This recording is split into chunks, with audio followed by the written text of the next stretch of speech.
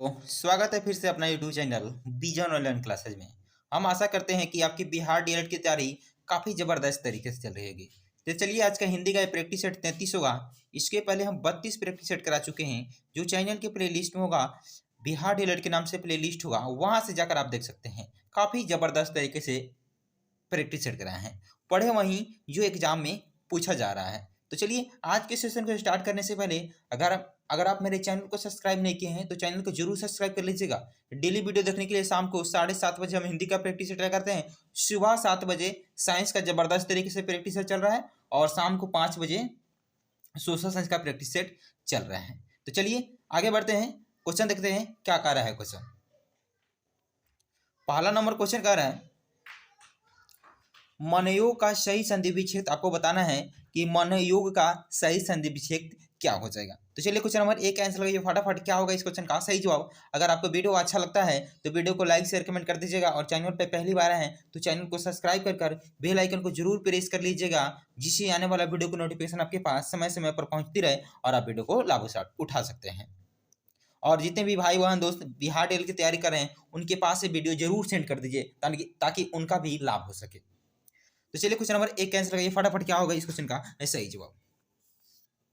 तो चलिए इस क्वेश्चन का सही जवाब होने वाला है option number B is correct हो जाएगा, यानी माना जोड़ योग हो जाएगा। कौन सा क्या हो जाएगा, तो माना जोड़ योग से क्या हो जाएगा, तो मन योग हो जाएगा। ये पूछ देगा कौन सा संधि का उदाहरण है, तो लिख लीजिएगा विसर्ग संधि का उदाहरण है। किस संधि का उदाहरण है, तो विसर्ग संधि का उदाहरण है। ये भी पूछ देगा कि माना जोड़ योग किस संधि का उदाहरण है, तो विसर्ग संधि हो जाएगा, यानी बी इज करेक्ट हो जाएगा इस क्वेश्चन का सही जवाब। आगे बढ़ते हैं, क्वेश्चन नंबर 2 देख लेते हैं। क्वेश्चन नंबर 2 कह रहे हैं कौन सा बहुब्रीहि समास का उदाहरण है, तो आपको बताना है इसमें से बहुब्रीहि समास का उदाहरण इसमें कौन सा है। तो चलिए क्वेश्चन नंबर 2 कैंसिल करिए फटाफट। क्या होगा इस क्वेश्चन का सही जवाब। तो चलिए क्वेश्चन नंबर 2 कैंसिल होने वाला है option number C is correct हो जाएगा, यानी नीलकंठ हो जाएगा। तो क्या हो जाएगा, नीलकंठ हो जाएगा, जिसमें बहुब्रीहि समास है। कौन सा समास है, तो बहुब्रीहि समास हो जाएगा।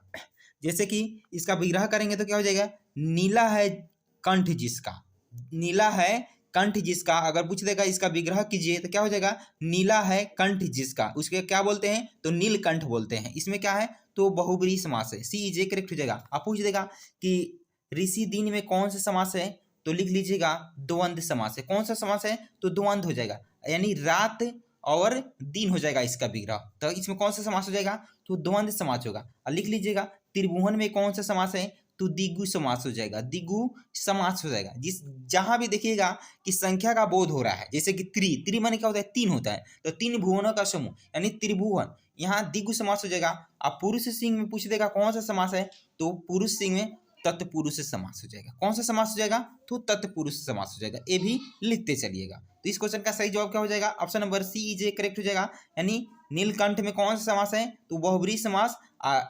निशी दिन में कौन सा समास है, तो द्वंद्व समास। और त्रिभुवन में कौन सा समास है, द्विगु समास। और पुरुष सिंह में कौन सा समास है, तो तत्पुरुष समास, यानी सी इज करेक्ट हो जाएगा इस क्वेश्चन का सही जवाब।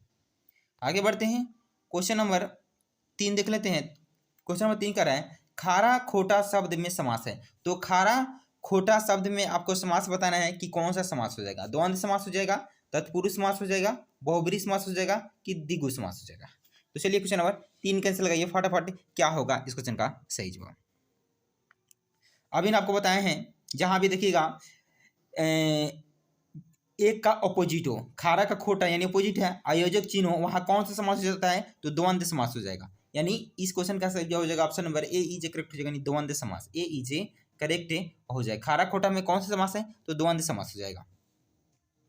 आगे बढ़ते हैं क्वेश्चन नंबर 4 की तरफ। क्वेश्चन नंबर 4 कह रहा है आपकी यात्रा मंगलमय हो किस वाक्य का उदाहरण है। तो आपकी यात्रा जो है मंगलमय है, यानी शुभ हो, इसमें आपको बताना है कि कौन सा वाक्य है। तो संदेहवाचक वाक्य है, कि संकेतवाचक वाक्य है, कि निषेधात्मक वाक्य है, कि इच्छावाचक वाक्य है। तो चलिए क्वेश्चन नंबर 4 कैंसिल करिए फटाफट। क्या होगा इस क्वेश्चन का सही जवाब। जल्दी से इस क्वेश्चन का सही जवाब आप लोग, ये क्या होगा इस क्वेश्चन का सही जवाब। तो चलिए इस क्वेश्चन का सही जवाब होने वाला है option number D is correct हो जाएगा, नहीं इच्छावाचक वाक्य है। क्या है, तो आपकी यात्रा मंगलमय है, इच्छा से कह रहा है कि आपका यात्रा मैं हो, आपकी इसमें कौन सा वाक है, तो इच्छावाचक वाक हो जाएगा, यानी डी इज ए करेक्ट हो जाएगा इस क्वेश्चन का सही जवाब। आगे बढ़ते हैं क्वेश्चन नंबर 5 की तरफ। क्वेश्चन नंबर 5 कह रहे हैं एसिडे के लिए सही परिभाषित शब्द। तो एसिडे के लिए आपको बताना है कि सही परिभाषित शब्द क्या है। अनुकूल होना, संक्षेप करना, कमी करना कि मान लेना। तो चलिए क्वेश्चन नंबर 5 कैंसिल गई, फटाफट क्या होगा इस क्वेश्चन का सही जवाब। तो चलिए इस क्वेश्चन का सही जवाब होने वाला है option number D is a correct हो जाएगा, नहीं मान लेना क्या हो जाता है, तो मान लेना डी इज ए करेक्ट हो जाएगा। आगे बढ़ते हैं क्वेश्चन नंबर 6 की तरफ। क्वेश्चन नंबर 6 कह रहे हैं शब्दों का सार्थक समूह जिससे किसी भाव विचार को पूर्णतः प्रकट किया जाए वह कहलाता है। तो शब्दों का सार्थक समूह जिससे किसी भाव विचार को पूर्णतः प्रकट किया जाए वह क्या कहलाता है। ध्वनि कहलाता है, वाक्य कहलाता है, शब्द कहलाता है कि शब्दांश कहलाता है। तो चलिए क्वेश्चन नंबर 6 कैंसिल लगाइए, फटाफट क्या होगा इस क्वेश्चन का सही जवाब। तो चलिए इस क्वेश्चन का सही जवाब होने वाला है option number B is a correct हो जाएगा, नहीं वाक्य कहलाता है। तो शब्दों का सार्थक समूह जिससे किसी भाव विचार को पूर्णतः प्रकट किया जाए वह क्या कहलाते हैं, तो वाक्य कहलाता है, यानी वी इज ए करेक्ट हो जाएगा। आगे बढ़ते हैं क्वेश्चन नंबर 7 की तरफ। क्वेश्चन नंबर 7 कह रहे हैं परलोक का विशेषण होगा। तो आपको बताना है कि परलोक का विशेषण क्या होगा। तो परमलोक की परलोकी की परलौकिक की लोक के पार। तो चलिए क्वेश्चन नंबर 7 कैंसिल लगाइए। अगर आपको वीडियो अच्छा लग रहा है तो वीडियो को जितने भी व्हाट्सएप ग्रुप है, फेसबुक ग्रुप है, उनमें जरूर वीडियो को सेंड कर दीजिए और चैनल को आप लोग जरूर सब्सक्राइब कर लीजिए और लाइक जरूर कर लीजिएगा। आप लोग लाइक में और चैनल को सब्सक्राइब करने में काफ़ी कंजूसी कर रहे हैं कि चैनल को जरूर सब्सक्राइब कर ले। तो चलिए परलोक का विशेषण आपको बताना है क्या हो जाएगा। क्वेश्चन नंबर 7 कैंसिल गई। तो चलिए इस क्वेश्चन का सही जवाब होने वाला है option number C is a correct, यानी पारलौकिक हो जाएगा। तो परलोक का विशेषण पूछे देगा क्या हो जाएगा, तो पारलौकिक होगा। पूछे देगा कि विशेषण किसे कहते हैं, तो जिससे किसी संज्ञा और सर्वनाम की विशेषता बताता है उसे क्या बोलते हैं, तो विशेषण बोलते हैं। तो इसमें क्या हो जाएगा परलोक का विशेषण, तो पारलौकिक होगा, सी इज ए करेक्ट हो जाएगा। आगे बढ़ते हैं क्वेश्चन नंबर 8 की तरफ। क्वेश्चन नंबर 8 कह रहे हैं गाल बजाना मुहावरे का अर्थ क्या होता है। तो गाल बजाना आपको मुहावरे का अर्थ बताना है क्या होता है। डींग हाँकना होता है, चुप रहना होता है कि चिंता करना होता है कि बाजा बजाना होता है। तो चलिए क्वेश्चन नंबर 8 कैंसिल किया, फटाफट क्या होगा इस क्वेश्चन का सही जवाब। तो चलिए इस क्वेश्चन का सही जवाब होने वाला है option number A is a correct हो जाएगा, डींग हाँकना हो जाएगा। तो गाल बजाना मुहावरे का अर्थ क्या हो जाता है, तो डींग हाँकना हो जाएगा, ए इज ए करेक्ट हो जाएगा। आगे बढ़ते हैं क्वेश्चन नंबर 9 की तरफ। क्वेश्चन नंबर 9 का रहा है इनमें कौन सा वाक्य अशुद्ध है, यानी गलत कौन सा वाक्य लिखा हुआ है। आपको बताना है, इसमें से छांटना है कि इसमें कौन सा वाक्य गलत लिखा हुआ, अशुद्ध लिखा हुआ है। तो वकीलों ने कागजों की जांच की कि इत्र में सुगंध है, कि वह डाल महीन है, कि उसने तो हस्ताक्षर कर दिए। तो इसमें आपको गलत वाक्य चुनना है कि कौन सा अशुद्ध वाक्य लिखा हुआ है। तो चलिए क्वेश्चन नंबर 9 कैंसिल हो गया, फटाफट क्या होगा इस क्वेश्चन का सही जवाब। तो चलिए इस क्वेश्चन का सही जवाब होने वाला है option number C is correct हो जाएगा, यानी वह डाल महीन है। क्या है, तो ये अशुद्ध लिखा हुआ। अगर पूछ देगा शुद्ध इसका रूप क्या होगा, तो वह डाल पतली है। वह डाल क्या है, तो पतली है। वह डाल पतली है, लेकिन वह डाल महीन है, ये गलत लिखा हुआ। अगर वहीं रहता वह डाल पतली है तो ये सही हो जाता है। तो इसी इज करेक्ट हो जाएगा इस क्वेश्चन का सही जवाब। आगे बढ़ते हैं क्वेश्चन नंबर 10 देख लेते हैं। क्वेश्चन नंबर 10 कह रहा है नदी कलकल करती हुई बहती चली जा रही थी। क्या कह रही थी, तो नदी कलकल करती हुई बहती चली जा रही थी। इस वाक्य में बहती चली जा रही थी में कौन सा पद बंद है। तो आपको बताना है कि बहती चली जा रही थी, इसमें कौन सा पद बंद है। क्रिया पद बंद है, क्रिया विशेषण पद बंद है, सर्वनाम पद बंद है, कि इनमें से कोई नहीं है। तो चलिए क्वेश्चन नंबर 10 कैंसिल लगाइए, क्या होगा इस क्वेश्चन का सही जवाब। तो चलिए क्वेश्चन नंबर 10 कैंसिल होने वाला है option number A is correct हो जाएगा, यानी क्रिया पद बंद हो जाएगा, यानी जो बहती चली जा रही है, यानी काम कर रही है, इसमें कौन सा पद बंद हो जाएगा, तो क्रिया पद बंद, ए इज करेक्ट हो जाएगा। आगे बढ़ते हैं क्वेश्चन नंबर 11 की तरफ। क्वेश्चन नंबर 11 कह रहे हैं इनमें कृतवाच्य से संबंधित वाक्य कौन सा है। तो आपको बताना है इन चारों में से किसमें कृतवाच्य लगा हुआ है। तो चलिए क्वेश्चन नंबर 11 कैंसिल गई, क्या होगा इस क्वेश्चन का सही जवाब। कृतवाच्य को आपको छांटना है, किसमें कृतवाच्य लगा हुआ है। जल्दी से बताइए इस क्वेश्चन का सही जवाब।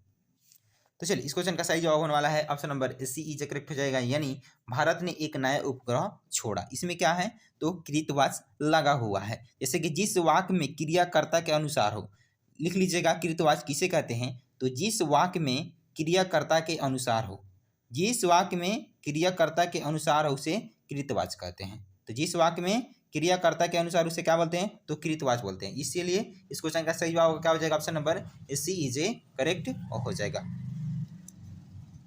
आगे बढ़ते हैं, क्वेश्चन नंबर 12 देख लेते हैं। क्वेश्चन नंबर 12 कह रहे हैं निम्न वाक्य में से इसमें आपको बताना है कि कौन सा वाक्य शुद्ध लिखा हुआ है। तो चलिए क्वेश्चन नंबर 12 कैंसिल लगाइए, इसमें कौन सा वाक्य शुद्ध लिखा हुआ है। तो चलिए इस क्वेश्चन का सही जवाब होने वाला है option number A is correct हो जाएगा, यानी पंडित नेहरू ने सोचा था कि स्वतंत्रता मिलते ही भारत की गरीबी अंत हो जाएगा। ये क्या है, तो शुद्ध लिखा हुआ है, बाकी सब क्या है, तो अशुद्ध लिखा हुआ है, यानी गलत है। ए इज करेक्ट हो जाएगा इस क्वेश्चन का सही जवाब। आगे बढ़ते हैं क्वेश्चन नंबर 13 की तरफ। क्वेश्चन नंबर 13 कह रहा है शब्द शक्ति के अंतर्गत आता है। तो शब्द शक्ति के अंतर्गत कौन आता है, तो लक्षण आता है, रस आता है, अलंकार आता है, कि इनमें से कोई नहीं। तो चलिए क्वेश्चन नंबर 13 कैंसिल लगाइए, शब्द शक्ति के अंतर्गत कौन आता है। मस्ट VBI क्वेश्चन है, जल्दी से बताइए इस क्वेश्चन का सही जवाब।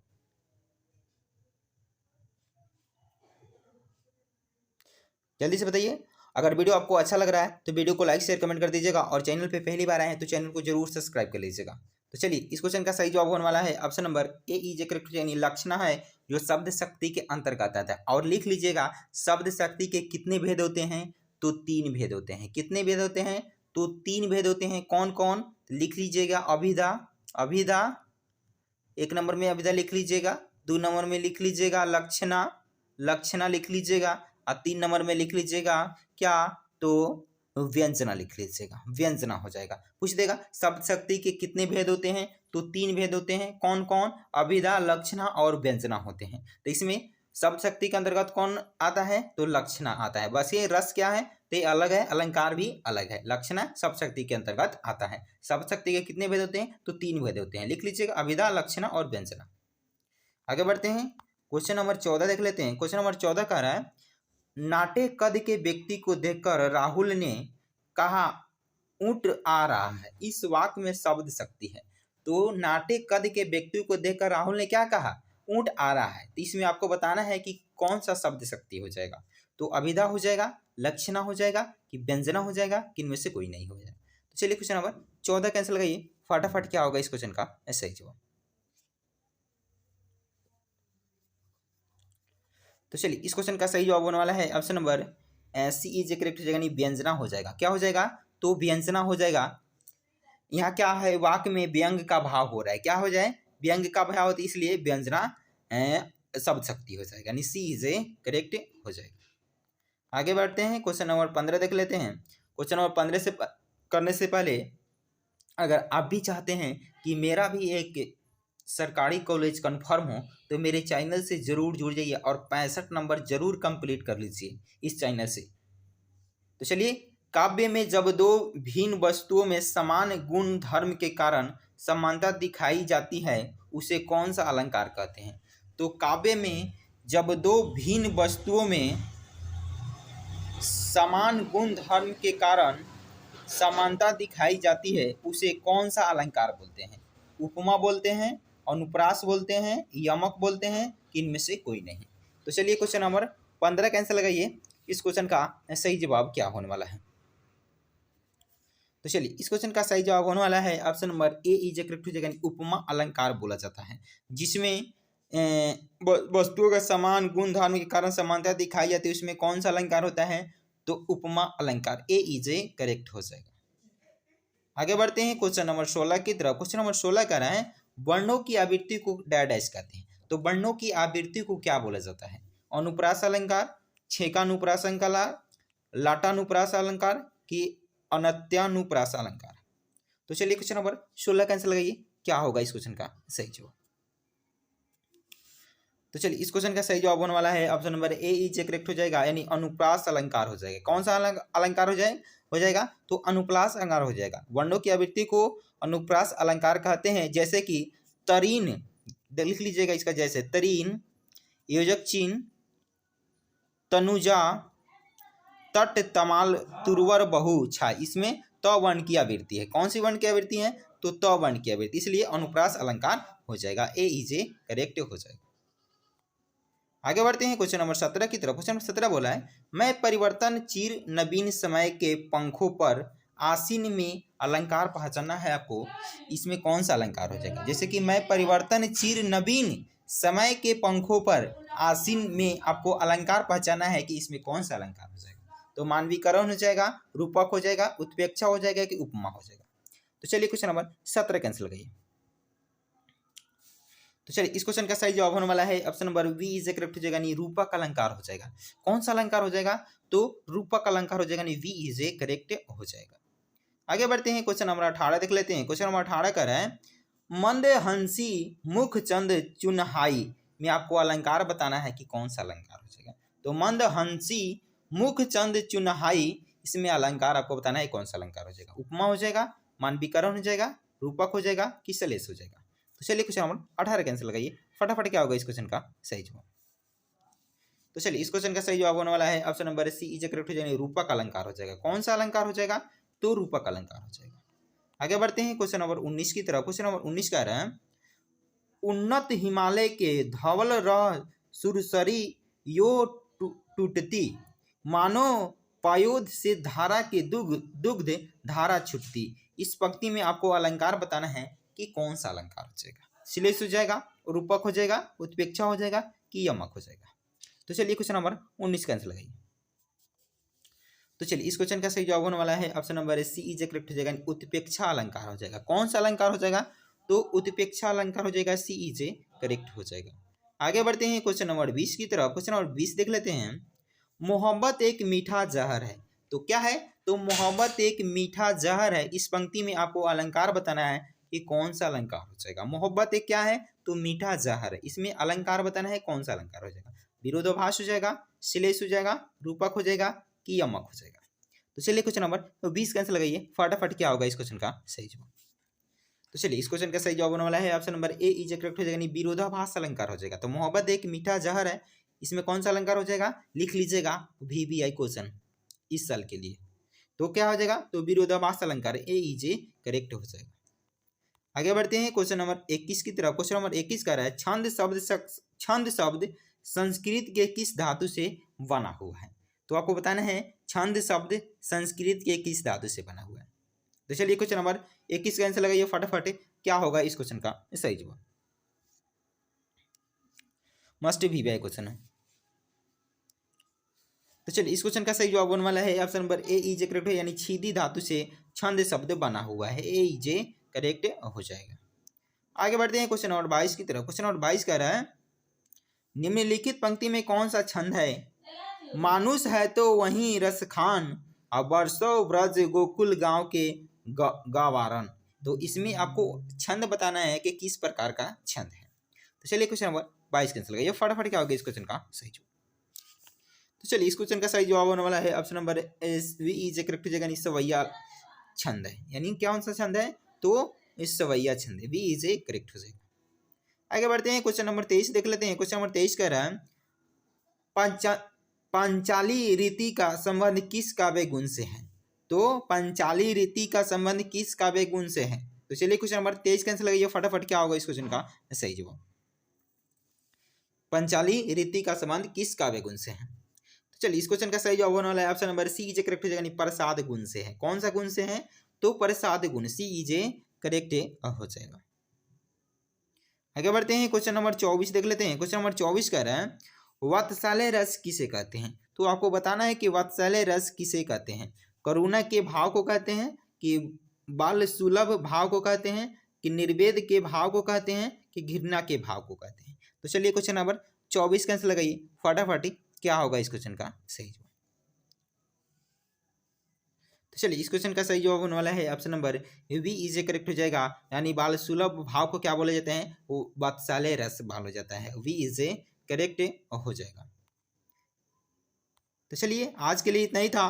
फिर मिलते हैं अगले वीडियो में। अगर वीडियो आपको अच्छा लगा हो तो वीडियो को लाइक शेयर कमेंट कर दीजिएगा, और चैनल पे पहली बार आए हैं तो चैनल को सब्सक्राइब कर बेल आइकन को जरूर प्रेस कर लीजिएगा, जिससे आने वाला वीडियो को नोटिफिकेशन आपके पास समय समय पर पहुंचती रहे। और जितने भी भाई बहन दोस्त बिहार डेल की तैयारी कर रहे हैं उनके पास ये वीडियो जरूर सेंड कर दीजिए, ताकि उनका भी इस वीडियो से लाभ हो जाए। बस हम जितने भी प्रैक्टिस सेट करा रहे हैं बस 2 से 3 बार आप जरूर रिवीजन कर लीजिएगा, इससे बाहर कुछ भी नहीं होगा। बस हम जितने भी पढ़ाए हैं इससे बाहर कुछ भी नहीं होगा, यहीं से क्वेश्चन आएगा। बस आपको 2 से 3 बार रिवीजन कर लेना है। जय हिंद, फिर मिलते हैं अगले वीडियो।